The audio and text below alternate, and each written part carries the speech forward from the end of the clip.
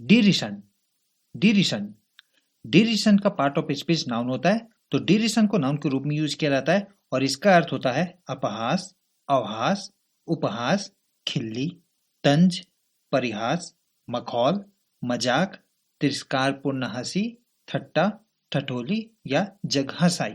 तो डिरिशन को तब यूज करते हैं जब हमें किसी ऐसे एक्ट को बताना हो जिसमें कोई व्यक्ति किसी के ऊपर, चाहे वो कोई ग्रुप हो या कोई व्यक्ति हो, किसी के ऊपर भी हंसता है या उसके ऊपर ताना मारता है या उसके ऊपर जोक मारता है, वो भी अपमानजनक तरीके से, तिरस्कार पूर्वक, यानी कि वह उसे नीचा समझ के या उसको तुच्छ समझ के हंस देता है, उसके ऊपर कुछ कमेंट कर देता है, यानी कि वह एक एक्ट करता है जो एक्ट का नाम है डिरिजन, यानी कि वह उसका उपहास करता है, ठठोली मारता है या जगहसाई करता है, डिरिजन करता है। जैसे कि कुछ वीडियोस में भी आपने देखा होगा, कुछ लोग किसी के रंग के ऊपर, मान के चलो कोई का रंग काला है और कोई का रंग गोरा है, तो गोरा रंग वाला किसी काला रंग के ऊपर कुछ हंस देता है, यानी कि तिरस्कार पूर्वक हंसता है, अपमानजनक तरीके से उसके ऊपर कमेंट कर देता है, यानी कि वह कौन सा एक्ट कर रहा है? डिरिजन का एक्ट कर रहा है, उपहास कर रहा है। या फिर कभी कभी कुछ वीडियोस में आपने देखा होगा कि कुछ गरीब व्यक्ति को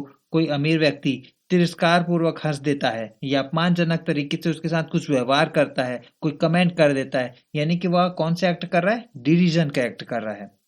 इसे एग्जांपल से और बेहतर समझते हैं। She always treats my suggestions with derision. वह हमेशा मेरा सुझावों का मजाक उड़ाती है, यानी कि वह तुच्छ नजरों से या अपमानजनक तरीके से व्यवहार करती है उसके सजेशन का।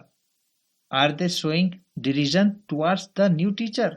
क्या वे नए शिक्षक का उपहास कर रहे हैं, यानी कि वह तिरस्कार रूप से व्यवहार करने की कोशिश कर रहे हैं? I was not showing derision, I was being honest.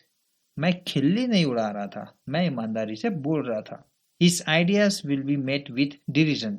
उसके विचारों पर तिरस्कारपूर्ण हंसा जाएगा। तो ये थे डिरिजन से बने हुए एग्जाम्पल्स। होप आपको डिरिजन का अर्थ अब समझ में आ गया होगा।